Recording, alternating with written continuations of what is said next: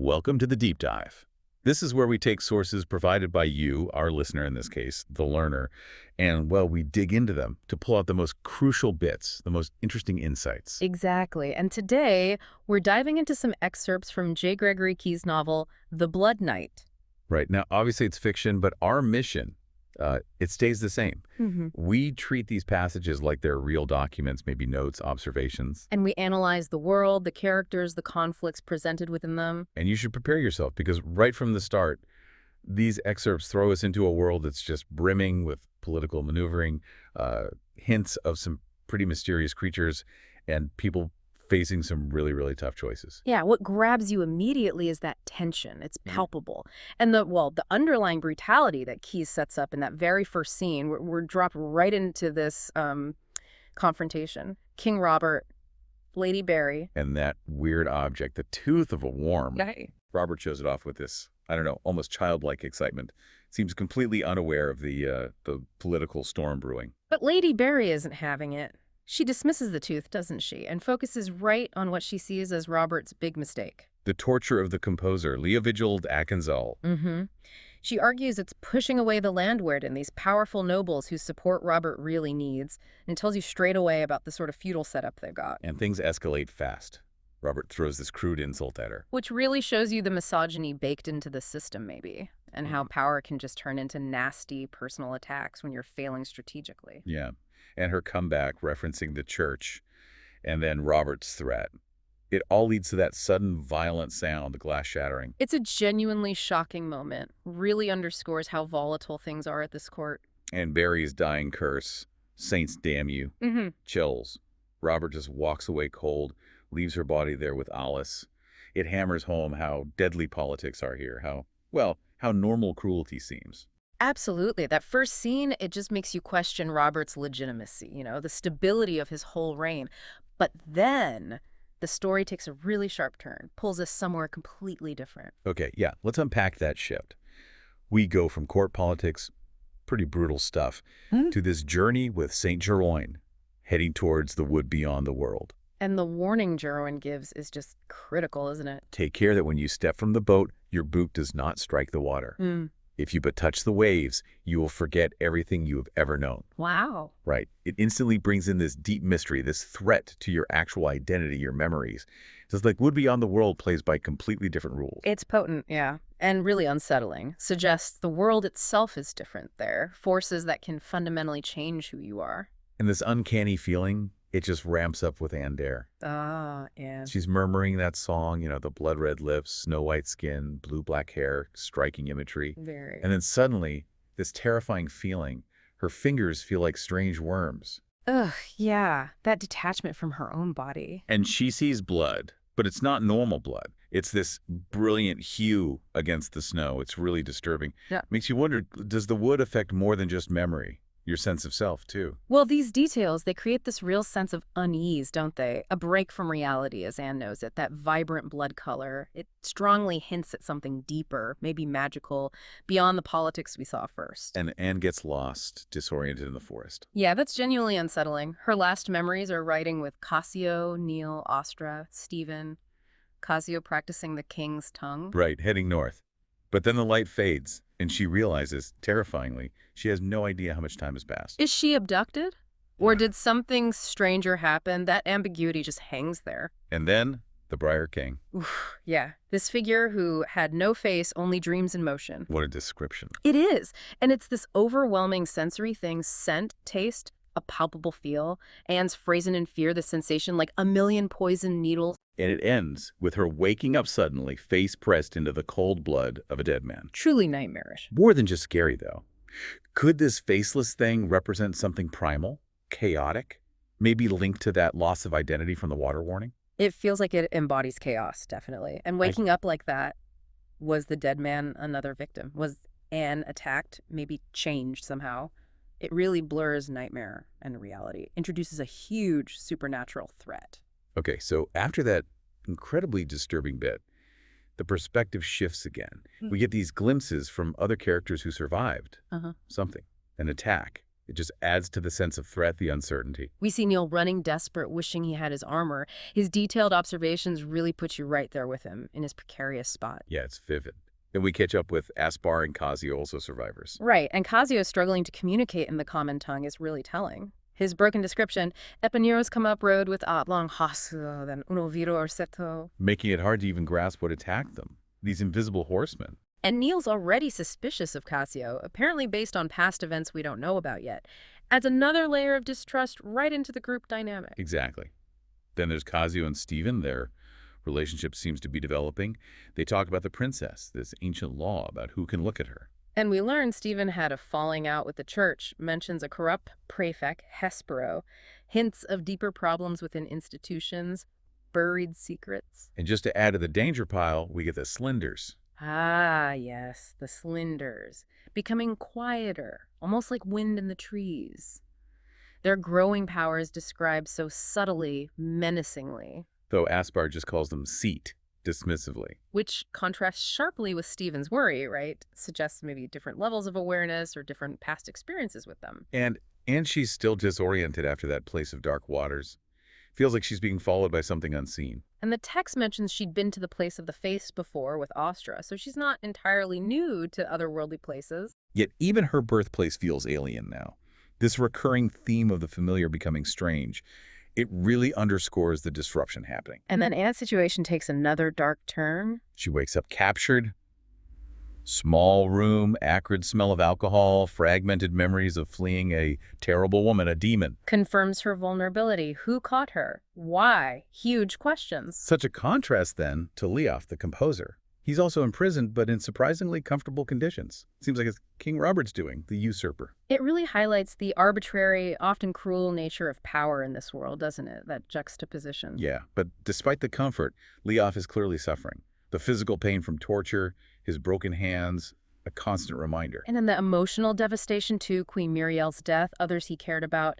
His captivity really shows the personal cost of Robert's tyranny. That interaction between Robert and Leof is particularly nasty.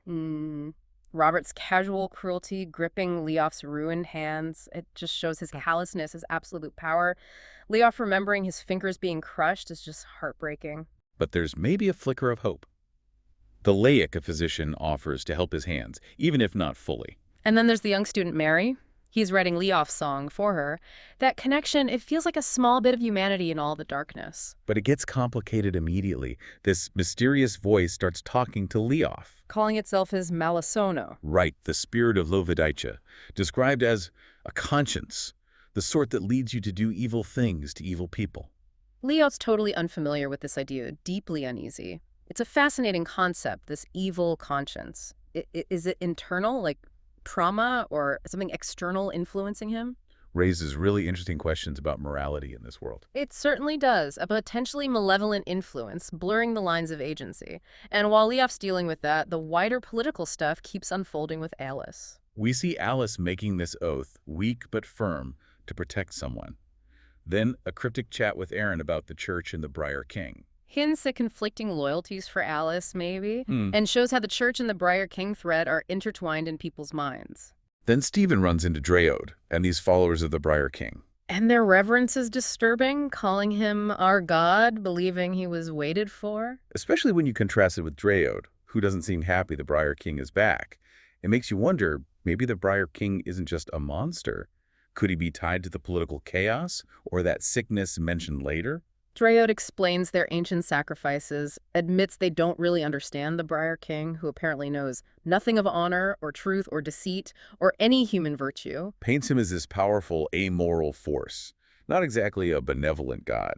And that scene afterwards, the silent gathering of naked women in the cavern, then navigating in total darkness, it emphasizes their connection to something primal, maybe unsettling rituals relying on senses beyond sight. Okay, let's shift back to Neil. He spots Anne Dare, but she's with riders from Loyais. Suggests a big shift in her situation. She's found protection, maybe an alliance. Then Neil talks to the Duchess of Loyais, Eleanor. It's tense. Yeah, Eleanor's pretty dismissive of Neil, isn't she? And Neil clearly has unspoken questions about loyalties, Anne's fate. The political web just keeps getting more tangled. But then Eleanor drops a bombshell. She's not going to kill Anne, even though Robert ordered her to. Reveals a complex web of loyalties, personal connections. Her reasons involve Fastia and Elsene. Her loyalty to Anne's father, William, adds a lot of depth to her character. And her comment about Robert's madness? Another sign things are unstable at the top. Then there's that brief story about Rose, a commoner girl Robert and Lisbeth were kind to as kids. Hints at some shared history, maybe explains some of Robert's current erratic behavior. Or maybe not. Possibly. And Anne asking Ostra to watch her, tell her if she seems to lose her mind. Shows Anne's aware of her own potential instability, right? Maybe from the Briar King encounter or something else. It's worrying. Questions of authority, hidden agendas, they just keep piling up. Then we see Aspar and Winna talking after Anne leaves. Winna's worried about Stephen. Well, Aspar's more pragmatic, maybe cynical. Yeah. About Anne's authority, their immediate survival. They hide in this huge iron oak tree, which Aspar calls the tyrants. Even the trees seem dangerous, powerful here. And then something huge moves through the forest. This monstrous serpent thing, round, bony sockets, rough of spikes. Another terrifying creature added to the mix. Meanwhile, there's a direct confrontation. Ernst, loyal to Robert, versus Anne. Ernst flat out refuses to accept Anne's claim. Shows just how divided loyalties are. And Cazio. He seems completely oblivious, enjoying wine in a garden, thinking about his mentor, Zaccato. A moment of calm before the storm, you suspect. And the storm arrives pretty quickly, that strange wine-fueled talk between Cazio and Ostra. Ostra confesses her feelings, but then Cazio remembers seeing Ostra tied up before an attack, not Anne. Raises serious, troubling questions about what really happened in that ambush, who's telling the truth, or who remembers correctly. The mysteries deepen again with Stephen talking to Fratrix Pell. They discuss Virginia Dare, the Skazloi, this cyclical sickness. And Pell claims Virginia Dare found a way to stop the sickness once, and the secret might be in her journal. Suddenly, that journal becomes incredibly important. Then Ariana, whom Leof knows, is brought before Robert. Tense, awkward. She says she hasn't been harmed, but she's clearly worried about Leof's hands. And her story about the kingdom of the Sathiad, destroyed by a canal project, vengeful Maerska, introduces ancient grudges, potential for more conflict. And Aspar sees Fend talking to someone else, overhears them mentioning bringing someone, probably Stephen, to the Revistury. Adds another layer of danger for Stephen. And Aspar's ready to attack Fenn on sight. Suggests bad blood there. Then we jump to Alice, disoriented in a dark place. A voice calls it, "My palace," asks if she has a key. Feels like manipulation, maybe imprisonment by something unseen, her realizing she's an Eslin of shadows in the sacred grove, and that scream of despair. She stumbled into somewhere significant and probably dangerous. So all these threads are starting to pull together. Anne's heading towards Eslin, strategically aware she needs to win over the countryside while Artware handles the castles. Her arrival overlooking Eslin shows the massive challenge. Robert's fleet is in the King's Pole. Taking the city just got way harder. Then the face-to-face with Robert, under truce, it's deeply unsettling. His physical transformation, Yeah. the rotting smell of translucent skin, veins trailing into the earth and air, connected to otherworldly waters, it's grotesque. Suggests a dark pact, some unholy power. Anne steps back. Instinctively, Artware moves to protect her. Robert is clearly dangerous now, not just politically, but physically, supernaturally. And Anne's move, demanding to see her mother now, insisting Robert stay behind. It's a bold power play. Really raises the stakes. At the same time, Stephen's on this grueling journey with Zemlé through a barren, treeless landscape. Very disorienting, vulnerable. And the sight of those gibbets with hanged bodies, a grim reminder of the dangers everywhere. But then a glimmer of hope, the lit glen of Dempstead. Civilization, refuge. Briefly, until a local talks about a Virgewolf attack, the evil gripping the land, reinforces that feeling of a world under siege. Stephen reaches a scriptorium in the mountains. Looks like warlock, war-era architecture. Finds a man hunched over a book, still seeking knowledge amidst the chaos. And we flash back to Leof, struggling to write music, hands mangled, haunted by torture memories.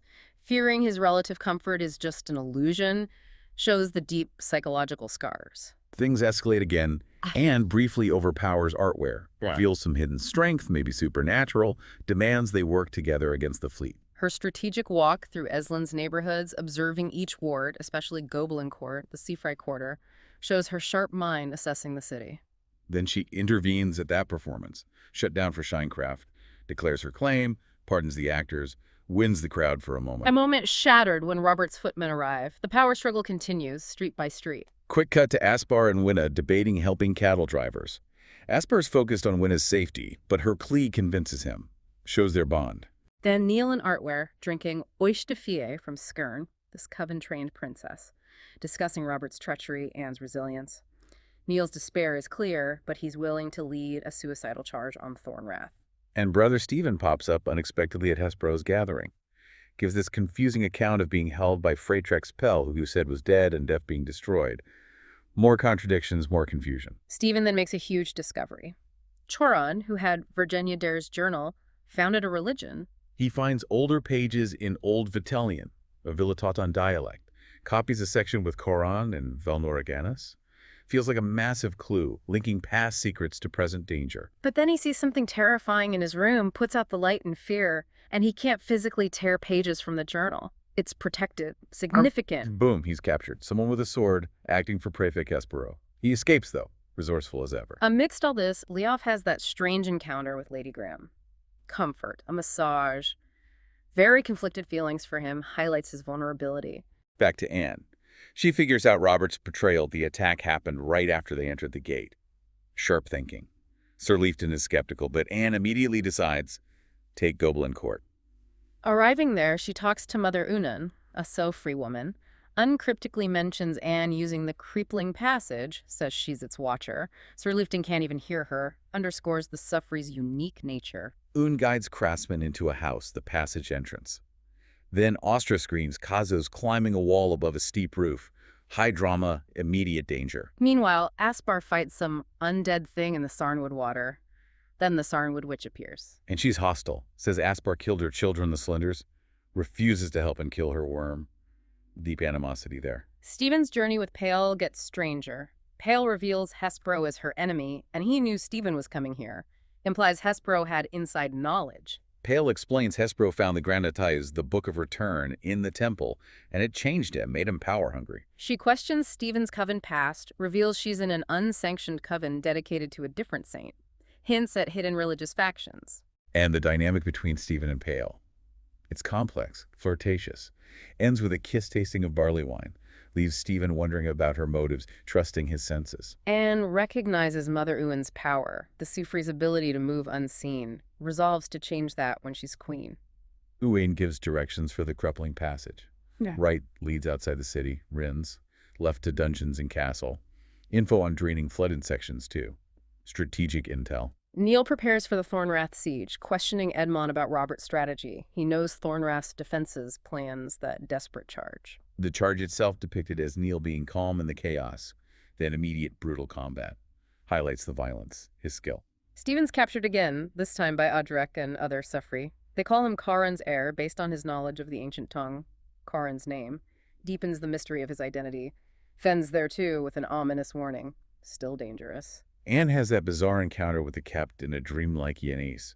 The Kept is unsettling, knows things like Alice smells of death, and defiantly claims her lineage from Virginia Dare. The Kept offers a deal to free him, asks her to put her foot on his neck. Disturbing. She chooses her friends, returns. But the glade shatters. Leaves Anne feeling despair, failure. A heavy cost for loyalty. Aspar fights that transformed Waurm, huge poisonous vapors, a desperate fight. Stephen's reeling, trying to process being Karin's heir, Zemle knew. Still doesn't trust Fen. Anne sees the Kept again in a vision, offering Alice's power to pass unseen. She refuses again, won't abandon friends. The vision shatters again, huge pressure on her. Then the battle. Prefect's men versus Sofri warriors. Sofri use face swords, win swiftly. Stephen feels uneasy about their power. And the Briar King rises, walks toward the cream. The major threat is on the move. Ascar fights a monk, wins skillfully. Queen Niriel, imprisoned, worries about Alice, about Anne, shows the ripple effects. Leof is forced by Robert to interact with Mary and a terrified Ariana, volatile. Leof tries to stay calm, uses music somehow. Mary's innocent faith in Leof remains. They sleep near each other, a small moment of peace. Neil wakes up among the wounded after the battle for the wood. Fragmented memories. Fight, boat, ravens, dark tunnel. Relief at being alive. Remembers a lady giving him water. Then the news comes. Artwar took the word, Sir Fael's fleet arrived, and Anne launched a daring invasion of the inner keep with the Seafree, hitting Robert while his forces were split. Bold move. And finally, Lesha Winna arrives. Says she followed her feelings, saw Aspar facing the Crim. She's cheerful despite her injuries. Shows her connection to Aspar, maybe some kind of intuition. So wrapping up this deep dive into the Blood Knight excerpts, oh wow, we're left with so many unresolved mysteries, right? What is the Briar King, really? What's the deal with the sickness? What secrets do the Crepling Passage and the Seafree hold? And the big questions about our main characters, Anne, Leof, Neil, Aspar, Stephen. What happens to them in this incredibly dangerous world, politically and supernaturally? The excerpts really weave together Robert's shaky claim to the throne, the growing threat of the Briar King and his followers, these weird creatures like slinders and worms, the Seafree's hidden agendas and powers. And the personal struggles overlaying it all, survival, loyalty, identity. It's intense. Yeah, the contrasting perspectives, the different motivations, it makes for a really rich narrative. Keyes blends the political intrigue with ancient prophecy and magic so effectively, leaves you with this vivid, dangerous world in your head. Exactly. What are the limits of Seafree power? Can Anne actually win back the throne? What will that cost? What's really in Virginia Dare's journal? And Leof and Mary, can that fragile connection survive? These excerpts give you a fascinating look into this complex world, the learner. Lots to think about: power, loyalty, fighting against overwhelming odds.